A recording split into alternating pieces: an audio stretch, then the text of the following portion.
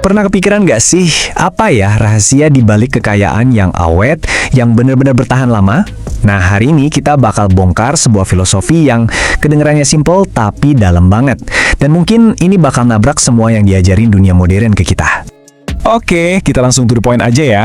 Apa sih rahasia buat ngebangun kekayaan yang luar biasa itu? Ini pertanyaan kita semua kan? Jujur aja deh. Apa jangan-jangan ada trik-trik cepat? Atau cuma hoki dong?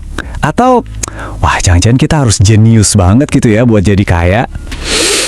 Jawabannya mungkin bakal bikin kamu kaget. Jawabannya bukan itu semua. Sama sekali bukan. Rahasia yang sebenarnya yang bakal kita bedah bareng-bareng itu justru jauh lebih simple.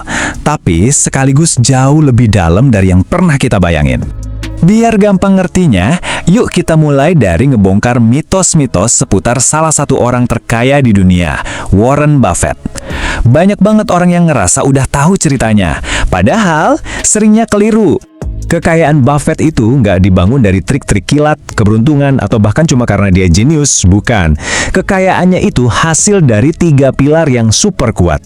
Pola pikir yang benar, karakter yang disiplin, dan ini yang paling penting nih, kekuatan waktu. Oke, jadi ayo kita bedah fondasinya. Semuanya itu dimulai bukan dari isi rekening bank kita loh, tapi dari perubahan cara kita mikir, benar-benar dari mindset. Ada 3 prinsip inti nih yang jadi dasarnya. Pertama, kekayaan sejati itu lahir bukan dari lompatan-lompatan raksasa, tapi dari kebiasaan-kebiasaan kecil yang dilakuin terus-menerus, konsisten dalam waktu yang panjang banget. Kedua, ingat ini baik-baik, sabar dan disiplin itu dalam jangka panjang selalu ngalahin kecerdasan doang, selalu. Dan yang ketiga, ini yang sering banget dilupain, kesederhanaan. Justru kesederhanaan itu yang mempercepat pertumbuhan duit kita, bukan malah ngerem.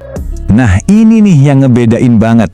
Dunia modern itu kan nyuruh kita buat pamer ya kan? Pakai uang buat nunjukin status. Tapi, filosofi yang kita bahas ini ngelihat uang sebagai alat buat tumbuh, alat buat ngebangun lebih banyak lagi. Tujuannya beda banget kan? Sekarang kita masuk ke intinya. Jantung dari semua ini. Sebuah ide yang bisa kita sebut hukum besar kehidupan finansial. Ini tuh tak kayak hukum fisika aja, nggak bisa dilawan. Definisinya kira-kira gini, ini tuh prinsip universal di mana usaha-usaha kecil yang kita lakuin secara konsisten itu nggak cuma nambah tapi berlipat ganda, compounding. Jadi setiap hasil kecil jadi pondasi buat hasil yang lebih gede lagi, terus bergede lagi, kayak bola salju yang ngegelinding, makin lama makin raksasa. Nah, kekuatan compounding ini berlaku di semua hal loh. Dan inilah resep ajaibnya. Keputusan-keputusan kecil sehari-hari, ditambah konsistensi tanpa henti, ditambah waktu yang panjang, sama dengan hasil yang super besar. Gak ada satupun dari 3 ini yang boleh kurang.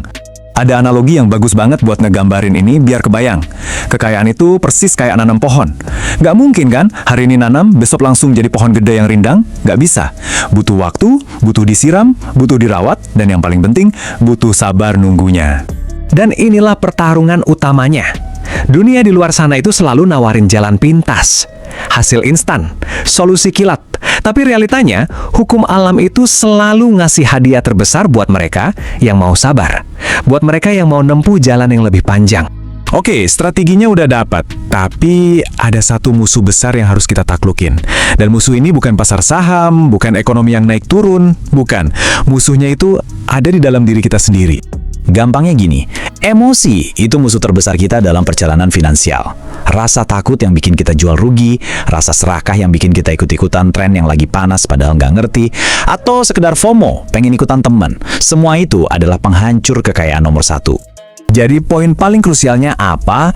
Ini tuh sebenarnya udah bukan lagi soal ngelola uang, ini soal ngelola diri sendiri. Gimana kita ngendalin impuls kita, ngatur reaksi kita, dan ngejaga pandangan jangka panjang kita. Baiklah, setelah kita bahas panjang lebar, bisa nggak sih semua filosofi yang dalam ini kita ringkas jadi satu aturan main yang super simple yang bisa langsung kita pakai? Tentu aja bisa. Dan ini dia kalimat saktinya. Jadilah rasional pas orang lain lagi emosional, jadilah sabar pas orang lain lagi buru-buru. Dan yang paling penting, biarin waktu yang kerja buat kita, bukan malah ngelawan kita. Ini rangkuman dari segalanya. Pada akhirnya, ini bukan soal duit kan? Ini soal ngelola diri. Jadi pertanyaannya sekarang buat kamu, siap nggak buat ngejalanin filosofi ini di hidupmu?